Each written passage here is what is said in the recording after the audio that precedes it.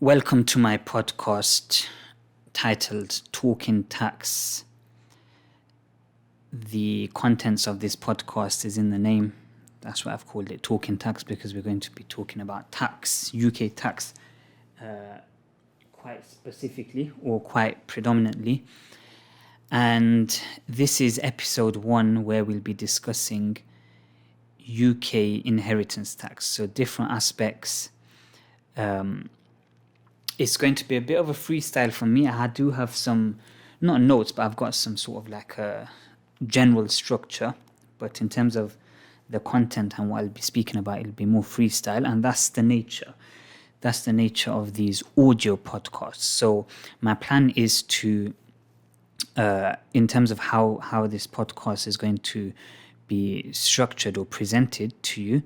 And first of all, thanks for listening. I really appreciate it.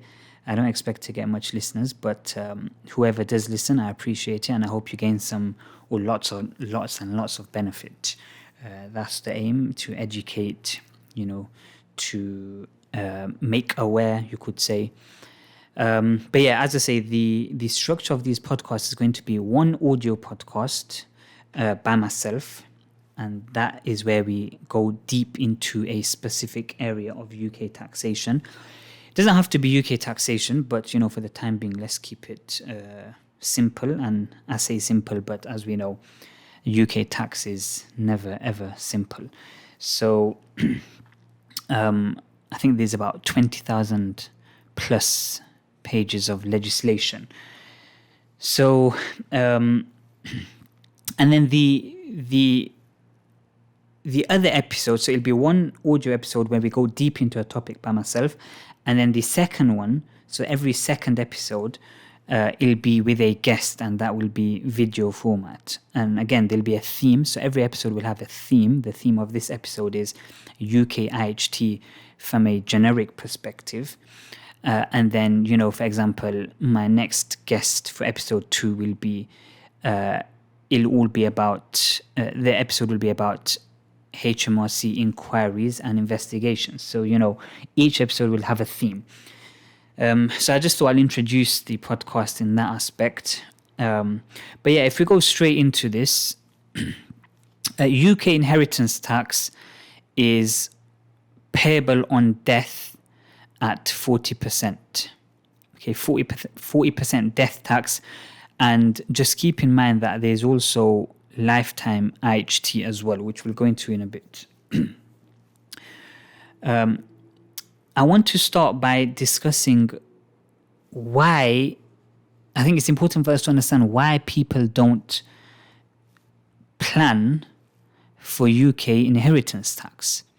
Every quarter, I see a news article saying that HMRC receipts in relation to inheritance tax has increased by 8%, 11%, 12%. So every quarter, the receipts are just going up and up. And it's like, from my side, I feel a bit, honestly, I genuinely feel bad, because there's a lot of planning that can be put into place.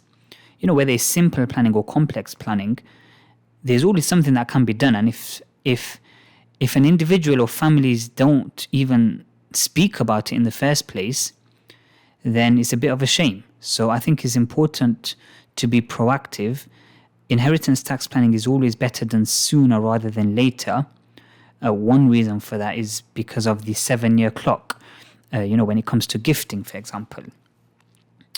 I'm just being very generic here, okay? I don't want you to take anything as formal tax advice. I'm just, pouring out points there for your benefit. So yeah, as I say, it's sad. It's very sad, and it's a shame to see that IHT receipts are rising. But, it just seems, as in, from my understanding of the landscape, it seems as if people are still afraid to discuss IHT. And I bring this down to 3 key reasons. The first reason is, some people, they just don't feel comfortable speaking about money matters to family members, because that's effectively what you have to do.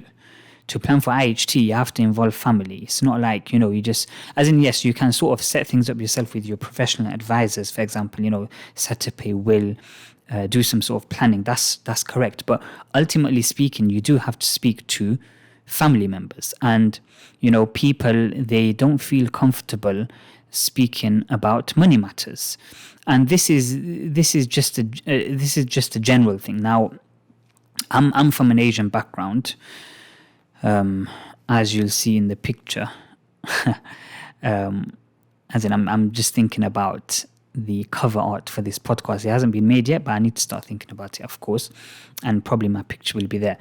But anyways, from an Asian background, it's like, this is like a known thing that, it's like a big issue if you start talking about money. As in my family, we're not like that. We're quite open. My family, as in my immediate family, and my family generally, we're a bit more open. But I know that broadly speaking, most individuals and families, they find it a taboo topic. So we're not allowed to speak about it. And I'm assuming this is the case because I do speak to clients of different backgrounds, and I see this is the case in other cultures and backgrounds as well. So that's understandable. I'm not here to give solutions as to how we can psychologically break cultural barriers and the rest of it, I'm here to just give my reasons as to why I think people don't talk about IHT, or families don't get involved in IHT planning. So that's the first one. The second one is, speaking about death, who in their right mind sits down and starts talking about death, let's look forward to death. So, I need to talk about IHT, which is directly related to my death. I don't think it works like that. So that's again, it's more of a psychological / personal sort of, mentality or view on life. And the third reason why people don't plan proactively for IHT, I would say, is because they're just completely clueless, completely unaware that, my estate value is exceeding 500k, or my estate value is exceeding 1 million. Or in some bizarre circumstances, I have an estate value of about 6 million, but I have no sort of, no awareness that, I'll be paying IHT, or not even myself, as in my beneficiaries, the executors, my family members, they'll have to sort of cough up the 40% IHT on death. 6 million at 40% is 6, 12, 18, 24, 2.4 million. Paying 2.4 million on an asset-rich estate, therefore means potentially having to dispose of assets. I'm just painting a picture for you. You have to dispose of assets. Disposal of assets potentially gives rise to capital gains tax. Although capital gains tax, so on death, the rules are slightly different. I don't want to go into too much detail. But, to then cough up the money within 6 months. 6 months is, time flies. Time goes very quick. So... so then, yes, the family is left with a bit of an issue. So unawareness, and I hope if you're listening to this podcast, to episode 1 of the Talkin Tax podcast, I hope this raises some sort of awareness and also educates you on potential items that you can proactively plan with, and other planning that you can sort of potentially incorporate into your family's circumstances.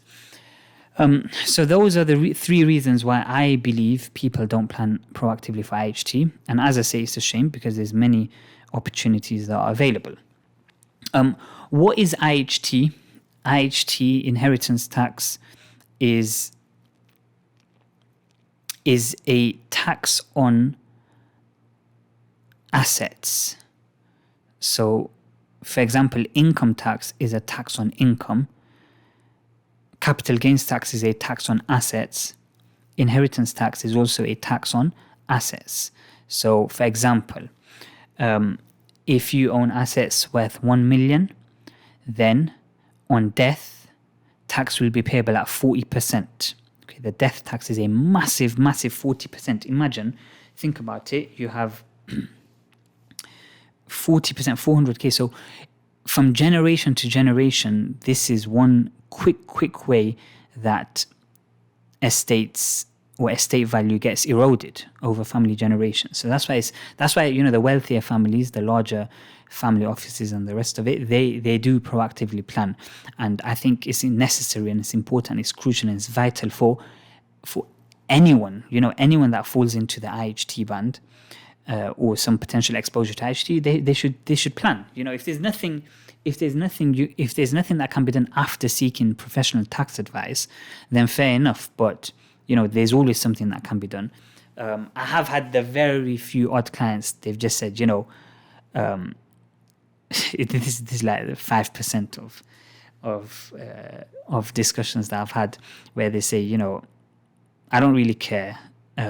My family, my children, they can deal with it when I die. I'm not going to plan anything. They can deal with it, and that's the end of the matter. But that's very rare. So again, back to the 1 million. 1 million at 40%. Now, one will turn around and say 1 million at 40% is 400,000. However, each individual has a nil rate band.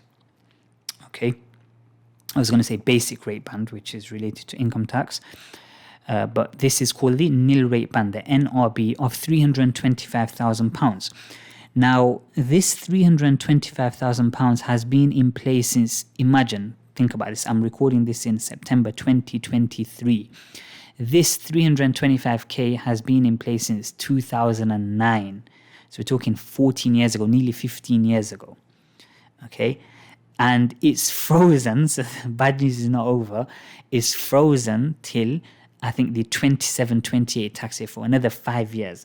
And imagine, since this period, 2009 to 2028, the value, we're looking at inflation first of all, the value of property has drastically increased. So this is another reason why more and more people are falling into the inheritance tax exposure.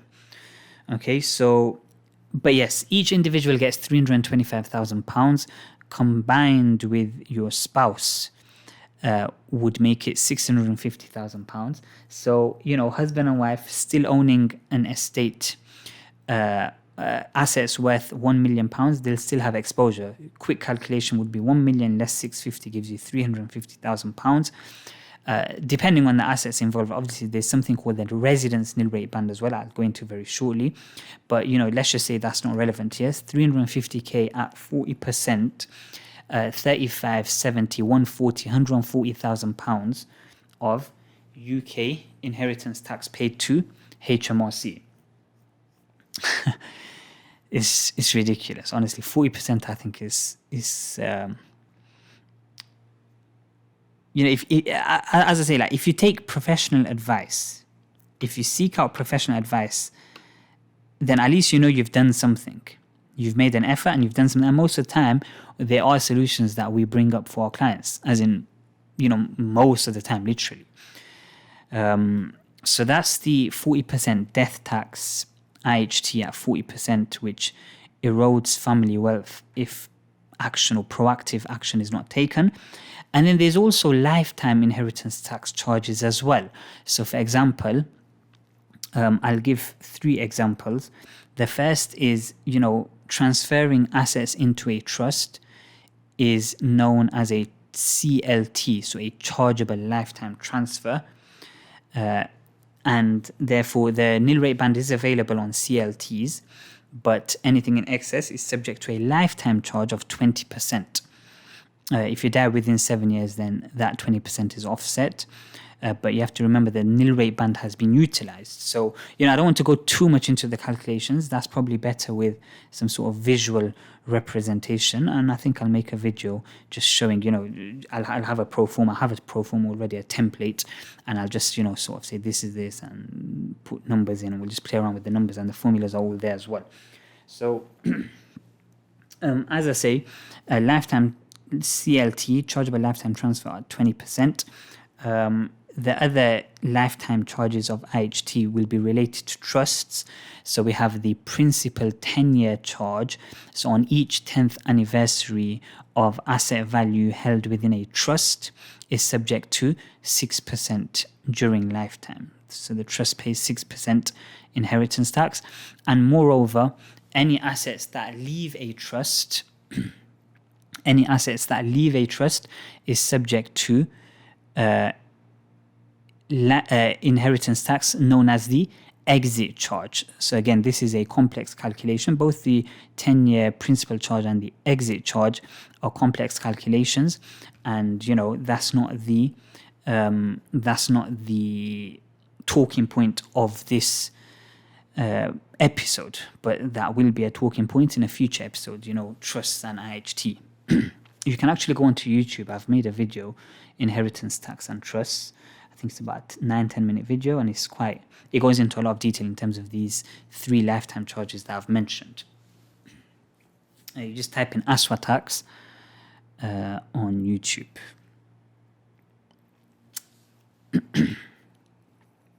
Okay, so as I say, the freezing the freezing of the nil rate band has brought lots and lots more families within the net of UK inheritance tax, coupled with the fact that property prices have been rising drastically over the last 15 years. So more and more individuals, husband and wife, families, are therefore having estates that are valued at more than 500k, or more than 1 million, more than 2 million, 5 million, 10 million, 20 million, 50 million, whatever it is. More and more families are within the net of IHT. And a lot of it is related to UK land and property.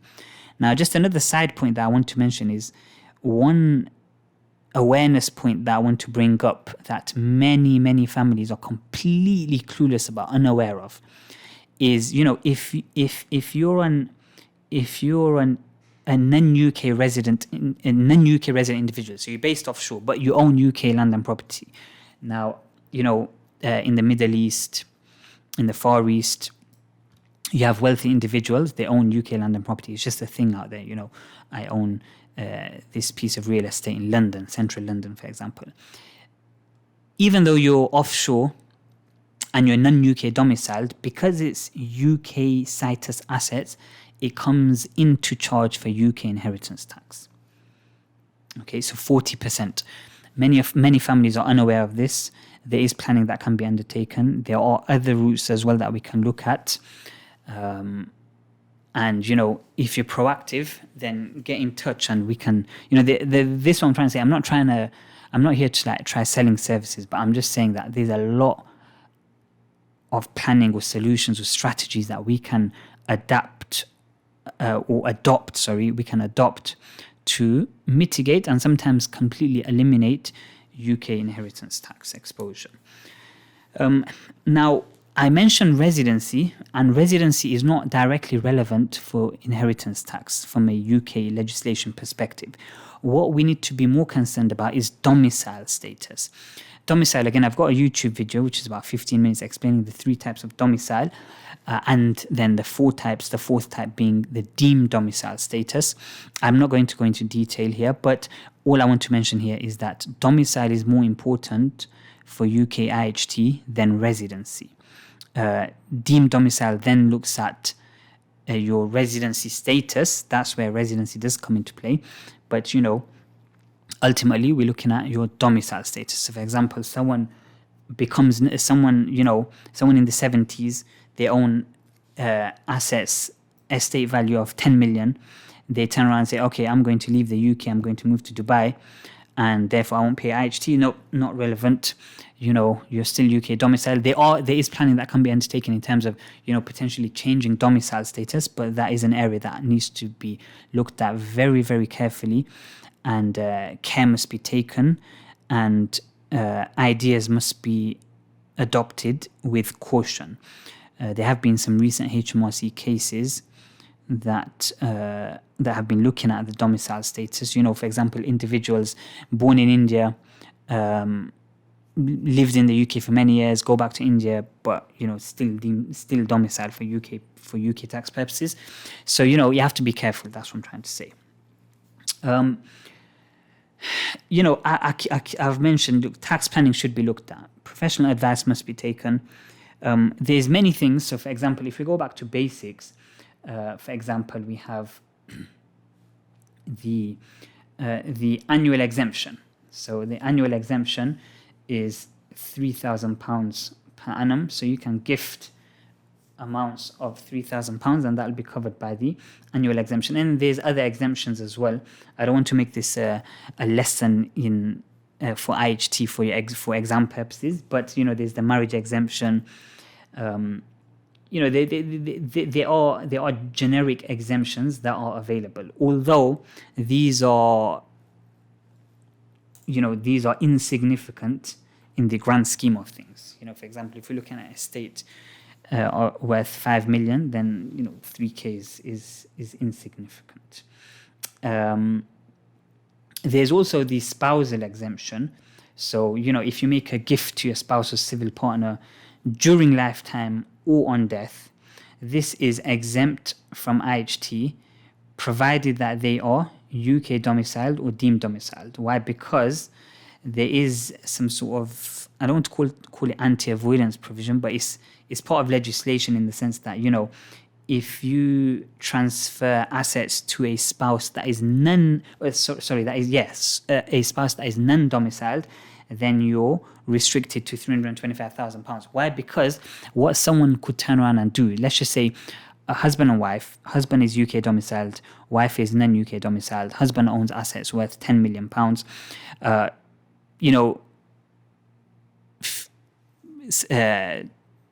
terminally ill, let's just say, I'm just trying to paint a picture. So, I will transfer all 10 million of assets to my wife. I'm just giving broad examples. She's non-domiciled, therefore all those assets fall out of UK IHT. It doesn't work like that. Non-domiciled spouse, you're restricted to the Nil Rate Band, which is £325,000. But other than that, if your spouse is domiciled or deemed domiciled, then you have to utilize the spousal exemption. And there's a lot of planning that you can do with your spouse. There are other things. So, for example, you can make IHT exempt gifts during lifetime again or on death to most UK charities or to registered community amateur sports clubs, for example. This exemption, I need to double check, but I think, it also covers qualifying charities established in the EU and some other countries as well. So you just have to be careful around, when you're making these donations, but those are exempt as well. And also political parties. So those are basic ideas that can be looked at. And then there's also the... and then that's when we start coming to, more complex tax planning. And that's where we regularly get involved with our clients. So the way we operate is that, I think the first step is that it's necessary to understand the full position, the full circumstances. So we take a deep dive into your estate and into your affairs. We understand your position, your current position, your medium-term plans, your short-term plans, medium-term plans, long-term plans. Who else is involved? Family members, how many children? What do you want to do with these assets? What's the plan? We fully understand your intentions, your position. For example, it's not about just, being a hooligan and just gifting everything to your children, to the next generation, because you may still need income from those income-producing assets. So everything is basically considered from the outset. And then based on what you've told us or the information that we've gathered, we usually operate in two stages. So the first stage is quite comprehensive in the sense that, we prepare an options report. So based on the information we've gathered, we prepare a tax advisory report, which basically tells you, look, if you do nothing, as of today, if you do nothing, this is your IHT liability. Then we present options. So option number 1, option 2, option 3, and each option has its, pros and cons. So, what are the advantages of doing this and the disadvantages. So everything is there in front of you, with comparative calculations as well. So if you do this, then this is the potential tax saving. But, as we said, these are the negatives, but then these are the advantages. So each option is basically scrutinized and presented to you as a whole. And then we obviously give our recommendation. And, that's stage 1. And what that basically helps you achieve is it basically allows this stage 1 report, options report, it basically allows you to make a well-informed decision. So this is the key here. The ultimate aim here is to make a well-informed decision rather than, just this person done this, so I'm going to do this as well. And this advisor just gave me a boilerplate solution, so I'm going to do that. Doesn't make sense. Every single individual, I've seen hundreds of cases, every single individual, every single family has its own nuances that need to be accommodated for. So, as I say, care must be taken. This options report allows you to make a well-informed decision. And then stage 2 is the actual implementation. So depending on the recommendation and our discussions as to what's the best way going forward for your circumstances on a bespoke basis, that's when we take things forward. I think this is important. Clients, they always appreciate this options report. It's not the most expensive service in the world, but it is extremely, extremely valuable. Having everything there in front of you on in a report format, with calculations, pros and cons, everything in front of you allows you to, it's quite obvious, right? It allows you to make a well-informed decision. So in terms of planning that can be looked at, as I say, it's case-by-case basis. But, one thing that's always considered is the use of trust. Now, I know sometimes people, and this is accountants as well and advisors, they hear the word trust and they start running 1,000 miles away. It's not the most complicated. Yes, we do sit down and explain to you how they work, which I think is necessary, of course. Obviously a limited company is more common and well known, and that's why people tend to when it comes to trust, they sort of, they get a bit worried. But it's not that complicated. It's not that complex. With us holding your hand, we can definitely, guide you along the way. Transferring, let's just say, for example, transferring 325k worth of assets into trust and starting the 7-year clock, or 650 between spouses, gives you an immediate, after 7 years, gives you a tax saving of £260,000, which is not a joke. Okay, so I've just given you some free advice there, but £260,000 tax saving after 7 years is excellent. We're already winning. The fees have already paid for itself, and £260,000 you've saved. And the savings actually start after 3 years. So taper relief comes into play. I'm not going to go into that, but taper relief comes into play after 3 years, and after 7 years you save £260,000, and then potentially, determining the circumstances at that point, you transfer another 650 into trust. For example, the benefits of a trust is that, you may have young children or grandchildren, and trusts are quite flexible in the sense that you can sort of, in your letter of wishes, it's quite flexible in terms of exactly who gets what. So it also helps in terms of,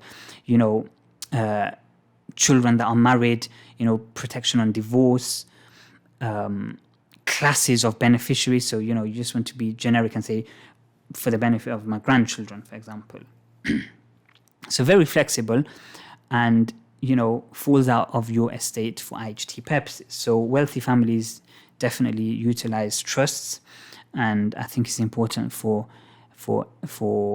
each case, each circumstance that's presented to us, we have to consider trust, as in it's just one of them things. So traditionally, it was the go-to. Since new rules introduced in 2006, the tax benefits diminished slightly, but it's still, I think, a blended approach. Utilizing trusts at some point works quite well. The other item that we can consider is something called a family investment company. Now, I think I'll produce a podcast episode specifically discussing a family investment company, but broadly speaking, these are preferred to trust sometimes, just because you don't have the 325,000 introducing assets in excess of 325k gives rise to a lifetime charge of 20%, right? With a company introducing assets, whatever amount, 1 million, 5 million, 10 million, there's no immediate inheritance tax chargeable lifetime transfer charge.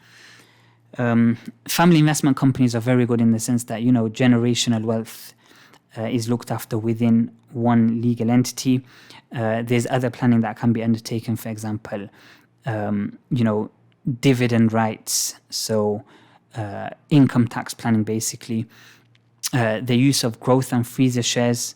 So one thing that a family investment company does for IHT purposes, quite specifically, is, let's just say you introduce assets worth 3 million, and also how you introduce the assets, you're quite flexible as well. So there's a lot of planning that can be undertaken in terms of how the assets are introduced, and that again we have to be we have to be very specific to your circumstance. But yeah, £3 million, and that these property values will continue to rise. Okay, but what we can do with the use of growth and freezer shares is freeze the value of your estate, because that's the whole point of this, right? IHT planning on your estate, and any growth is then the growth shares are basically distributed to the children or the grandchildren or other third-party members, or to a discretionary trust, as we say. So, again, there's massive IHT savings there as well, because let's just say 3 million, we froze your value at 3 million, and on death 10 years later, I'm just giving a case study here, 10 years later, the value of the estate was 5 million. Okay, so you've saved tax at 2 million at 40%, which is a massive, mouth-watering £800,000. And also, what we would have done is that 3 million, we would plan for that as well. So we'd undertake some planning there as well. So trusts, family investment companies, insurance policies, that's something we consider as well, for quite specifically for families offshore that own UK situs property. One thing we would consider quite closely is insurance policies, and that's something that I look at definitely as part of solutions. Moreover, there's other planning, gifting during lifetime. So that's just normal gifting. So it's something called a potentially exempt transfer, which I didn't mention earlier, but yeah, it's relevant. And there's lots and lots. I don't want to go into too much detail and give too many ideas, because it can get confusing, and also, as I say, it's on a bespoke basis. But we're also looking at offshore trusts if it becomes relevant, pension funds, and the rest of it.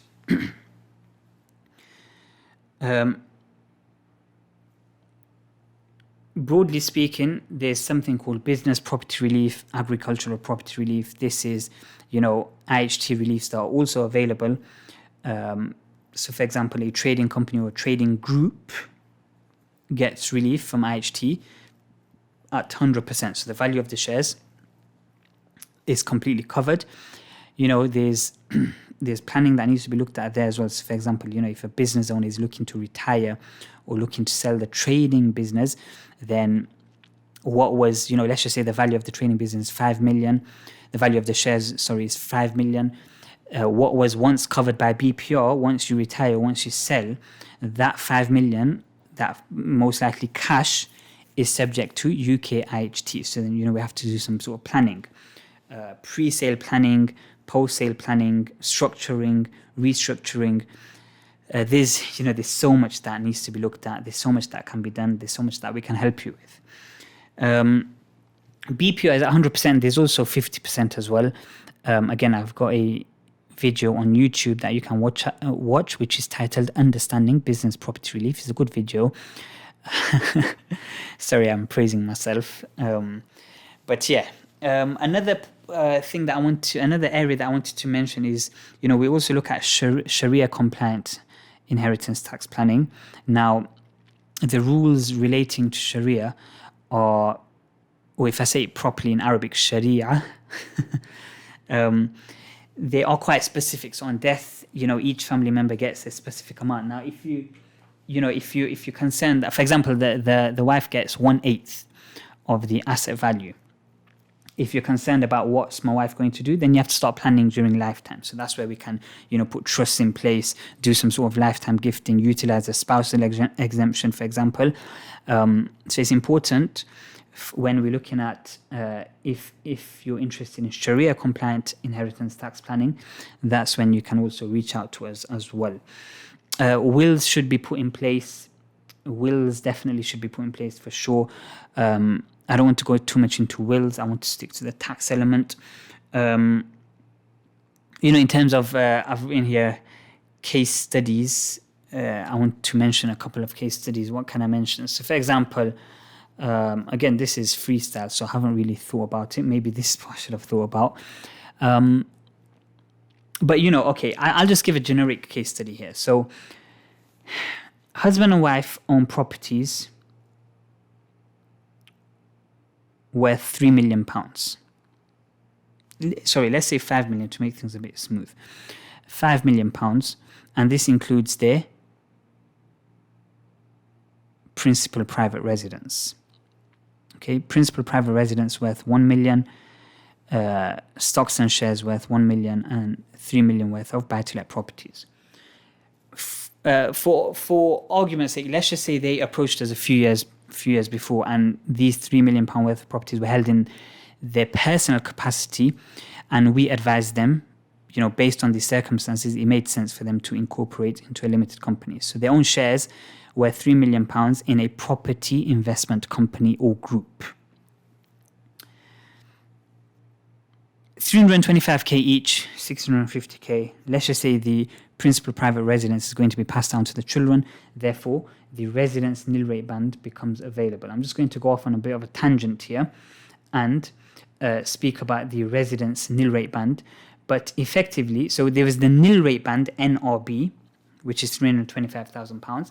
And then you have the residence nil rate band, RNRB, which is basically available where a death occurs on or after 6 April 2017. So it was introduced in 2017. And it's an additional nil rate band that is on top of your basic nil rate band, which is the £325,000. And it's available where the deceased leaves a residence or their main residence to their direct descendants. So these are conditions we're talking now. So direct descendants. It can't be left to a niece or nephew or brother or sister. It has to be left to the direct descendants. And it's worth, the residence nil rate band is £175,000. So between husband and wife again, 325 plus 175 is 500k times 2 is £1 million. So they have 0% IHT on £1 million. So in this example, 5 million less 1 million. So we still got £4 million exposure. 4 million at 40% is 400,000 times 4 is 1.6 million. Okay.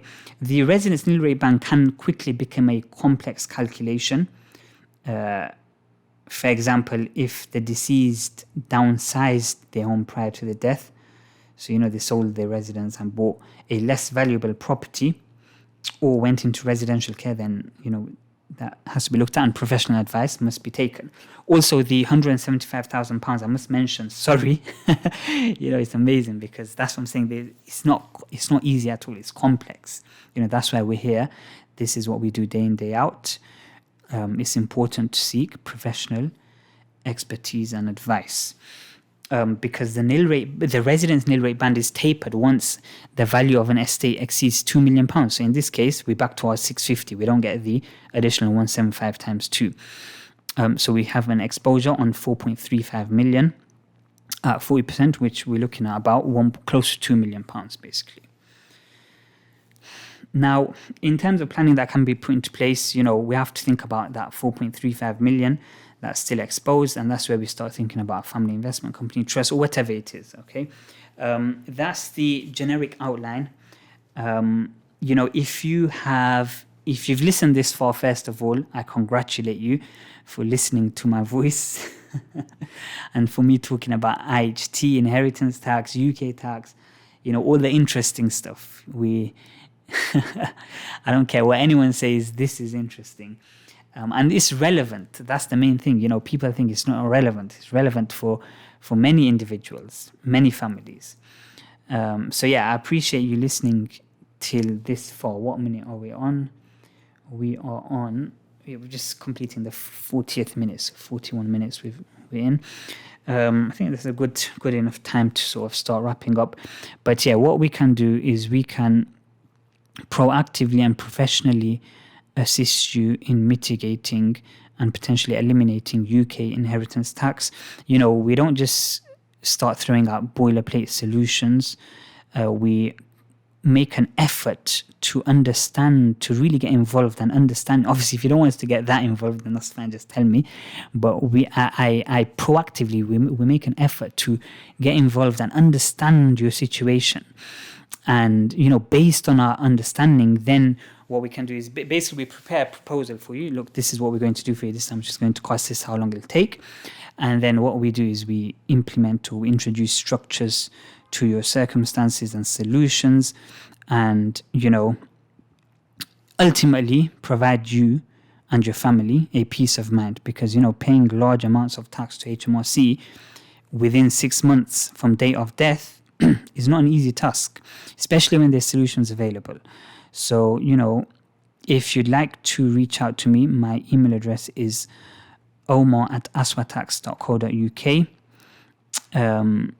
We are regulated and registered with the Chartered Institute of Taxation. I'm a Chartered Tax Advisor, which is the highest level of tax qualification in the UK. Firm name ASWATAX, as you would know. Together as a team, we can, use our creativity, use our understanding of tax legislation and technical expertise to produce solutions for you and your family. If you have any questions, reach out. If anything, they make sense, reach out. Always happy to have an informal chat. And that's usually the first step. So we don't just start, discussing. I think it's important to build a relationship and have that informal chat to begin with. 20 minutes, 30 minutes, we just get acquainted, get to know each other, for us to understand your situation better, for you to just explain to us your circumstances, someone to talk to. And then, from there we can take it step by step. That is episode 1 of the Talkin Tax podcast titled UK Inheritance Tax, brought to you by ASWATAX. My name is Omar Aswat. I hope you enjoyed. I hope you benefited. I sincerely hope you benefited and learned something, gained some awareness. And don't forget to like, comment, share, and subscribe. Share to... I'm not too sure what platform I'm going to put this out on, whether it's YouTube or Spotify or both, I don't know. So that's what I'm saying. Like, comment, share, and subscribe. And share with those who may also benefit. And I shall see you in episode 2.